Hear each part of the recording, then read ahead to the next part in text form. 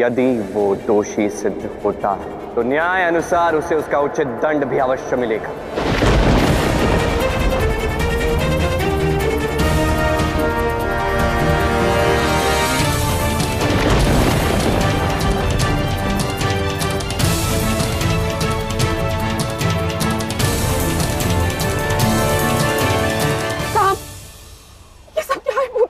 ये सब मिथ्या है माता। ये सब मेरे विरुद्ध छल कर रहे हैं, मेरे विरुद्ध षड्यंत्र रच रहे हैं। हाँ पुत्र, तुम चिंता मत कर। मैं मुझे ज्ञात है तुमने कुछ नहीं किया। आर्य सांब,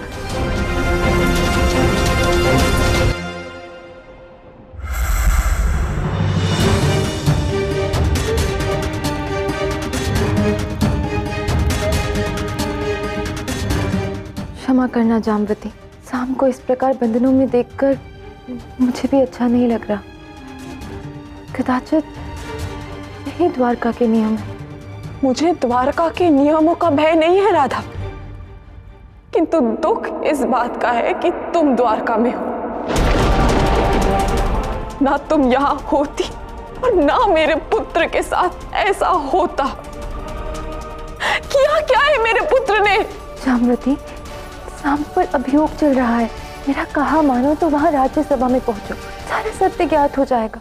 ये हमारा पारिवारिक विषय है और इसमें तुम कुछ ना बोलो तो तुम्हारे लिए अच्छा होगा, क्योंकि जब जब तुम सांब के साथ रही हो ना, उसके साथ कुछ ना कुछ अनुचित हुआ है। क्या कह दिया जाम्बवती? तुमसे ऐसी आशा नहीं थी। क्यों? सत्य सुना तो अश्रु आ गए राधा। मेरे पुत्र से दूर रहना। यदि इस अभियोजन में तुमने कुछ भी कहा तो परिणाम उचित नहीं होगा राधा। मैं एक बाहरी व्यक्ति को अपने पारिवारिक प्रकरण में बोलने का अधिकार नहीं दूंगी।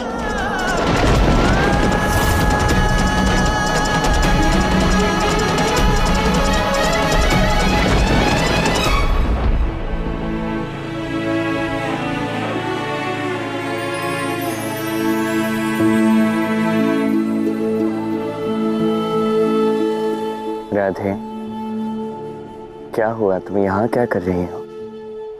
वहाँ अभियोजन तुम्हारे लिए रुका हुआ है, तुम्हें वहाँ होना चाहिए ना। परम सखी कहते हो ना मुझे। जन्म जन्मांतर का नाता है कृष्ण। कितना भी झूठ कहूँ इसे तुम सत्य ही मानते हो कृष्ण। पर एक सत्य ये भी है कि जब कोई नाम दे सके ऐसा संबंध नहीं है हमारे मध्य। ये कैसी बातें कर रही हो राधा? वही जो सत्य है। मैं तुम्हें दुविधा में नहीं डालना चाहती कृष्ण, इसलिए सभा में सम्मिलित नहीं हो सकती। केवल इसलिए कि ये संसार इस संबंध को नाम नहीं दे सका, तुम ये कर रही हो। तुम जानती हो राधा, ये प्रेम क्या है? इस संबंध के एक नहीं अनेक रूप है राधा। विश्वास का संबंध। मैं तुमसे अधिक विश्वास किसी पर नहीं रख पाता। सत्य का नाता।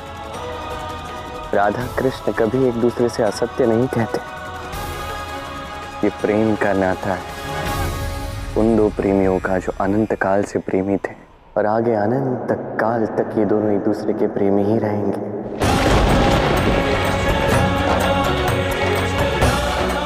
हमारा ये प्रेम वो प्रेम है राधा जो इस संसार का आधार है। इसे नाम देना उचित है ही नहीं। मुझे नाम नहीं चाहिए कृष्ण, पर लोगों को चाहिए, द्वारका को चाहिए। इसलिए मैं कुछ कह नहीं सकती, क्योंकि ये परिवार की बात है, कृष्ण के परिवार की बात है, और मैं तुम्हारा परिवार नहीं हूँ कृष्ण।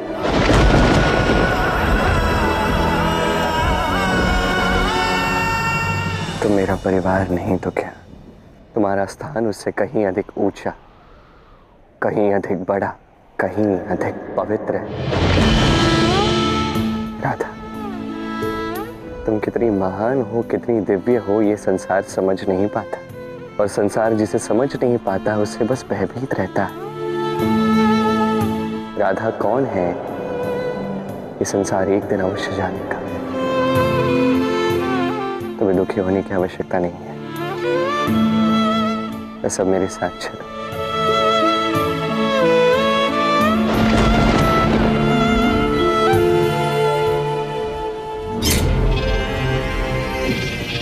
देख रही हैं आप, पिताश्री तो राधा के बिना अभियोग भी प्रारंभ नहीं कर रहे। वो तो स्वयं राधा को लेने गए। सब देख रही हूं मैं, और अब मैं चुप रहने वाली नहीं हूं।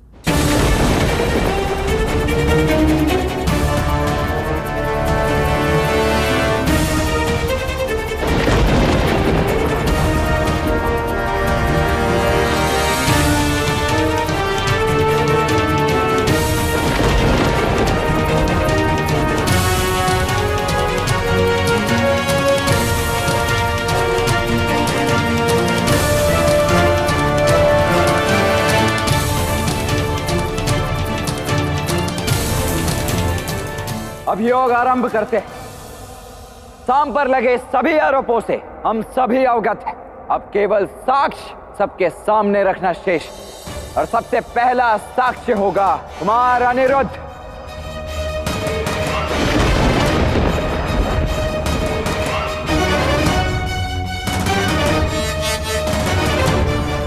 विश्वास नहीं होता कि साम काका ने इतना बड़ा विश्वासघात किया है। उन्होंने मुझसे कहा कि उषा मुझसे प्रेम करती है और वो संकट में, उसे मेरे सहायता की आवश्यकता है।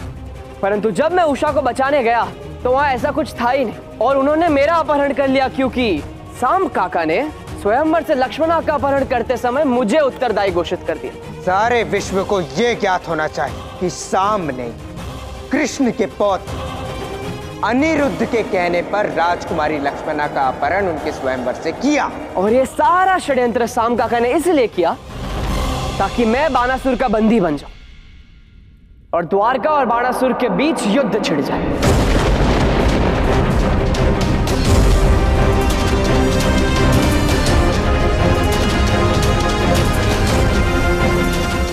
धन्यवाद अनिरुद्ध। प्रद्युम्न, अब तुम्हारी बारी। साम वहां पिताश्री के अस्त्र लेकर आया था और उसने हम सभी को ऐसा प्रतीत करवाया जैसे उसके और बाणासुर के मध्य भयंकर युद्ध हुआ, जबकि ऐसा कुछ नहीं हुआ। और जब उषा ने हमको बंदी गृह से निकालने की चेष्टा की तो साम ने स्वयं जाकर बाणासुर को यह बता दिया और हमें फिर से बंदी बना लिया गया।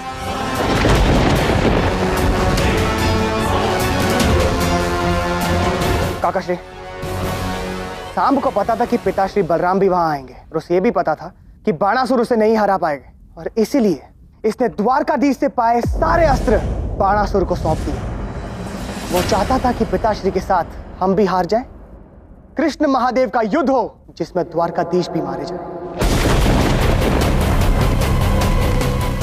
हम सभी साक्षी साम के षड्यंत्र से, और हमें यह भी ज्ञात है कि यदि साम चाहता तो बाणासुर को वो स्वयं परास्त कर सकता था, परंतु उसने ऐसा नहीं किया। उसने अपने भाइयों को और अपने ही पिता को विवश किया बाणासुर से युद्ध करने के लिए। अब जब सारे साक्ष्य साम के विरुद्ध हैं, तो यह सिद्ध होता है कि साम एक देशद्रोही है जिसका दंड इसे मिलना ही चाहिए।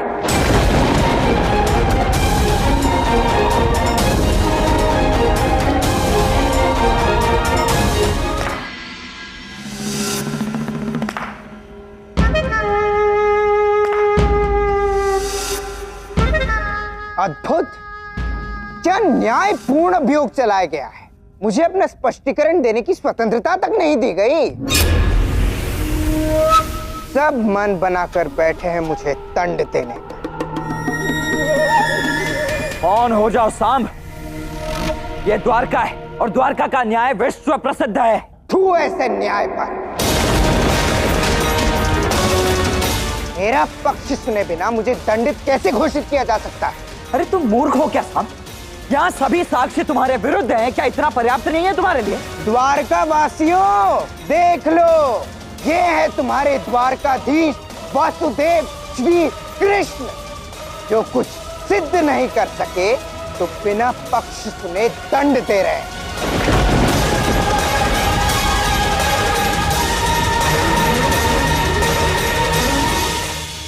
साम साम साम क्या करे तुम्हारा?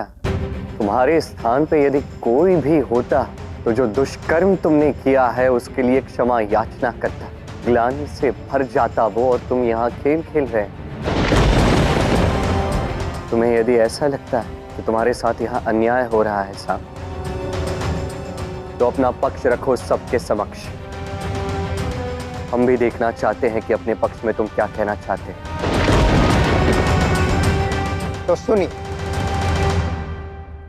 अनिरुद्ध ने जो कहा, भ्राता प्रद्युम्न ने जो कहा, उसे सिद्ध नहीं किया जा सकता। ये मूर्ख अनिरुद्ध स्वयं गया था बाणासुर के पास ताकि कृष्ण और बाणासुर का युद्ध हो, हम सब बड़े भाई मारे जाए और फिर यह अकेला द्वारका पर शासन करे।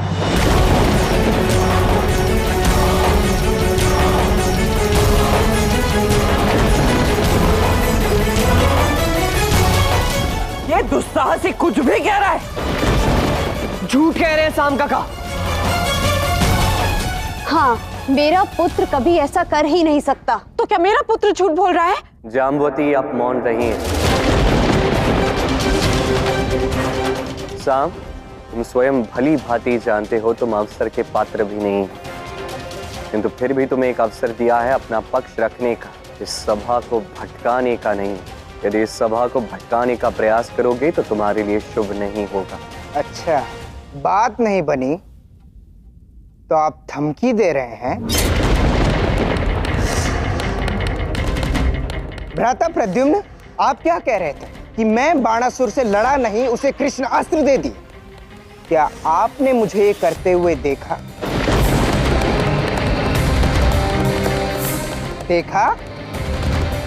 मुझे अपने मार्ग से हटाने के लिए आपने असत्य बोला,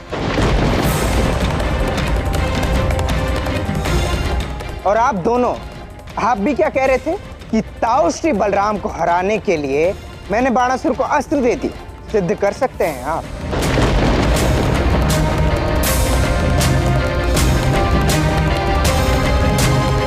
हाँ, तो भ्राता प्रद्युम्न, आपने एक और बात कही थी ना कि उषा जब हम सबको भगा रही थी, मैंने आप सबको पकड़वाया, बाणासुर को सूचना दी।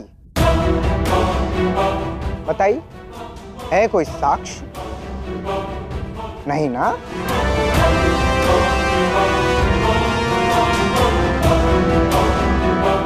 ये मेरे विरुद्ध केवल एक षड्यंत्र है। वाह साम वाह! स्वयं के अपराधों को छिपाने के लिए, स्वयं को बचाने के लिए समस्त यदुकुल पर ही आरोप लगा बैठे तुम, हैं? ठीक है, किंतु अब भी एक अहम साक्ष्य शेष है। राधा,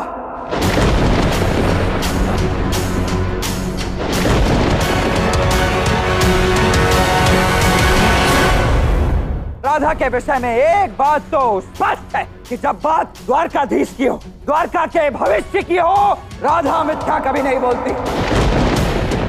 इसीलिए अब जो राधा बोलेगी वो ही सत्य होगा। राधा, अपना पक्ष सबके समक्ष रखो, बताओ सबको सत्य क्या है।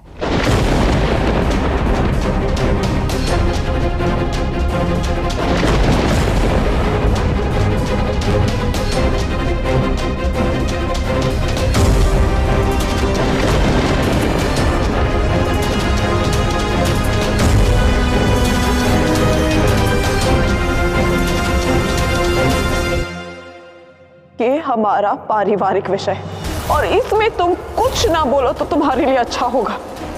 तुम मेरा परिवार नहीं तो क्या? तुम्हारा स्थान उससे कहीं अधिक ऊंचा, कहीं अधिक बड़ा, कहीं अधिक पवित्र है। यदि इस अभियोजन में तुमने कुछ भी कहा तो परिणाम उचित नहीं होगा राधा। मैं तुमसे अधिक विश्वास किसी पर नहीं रख पाता।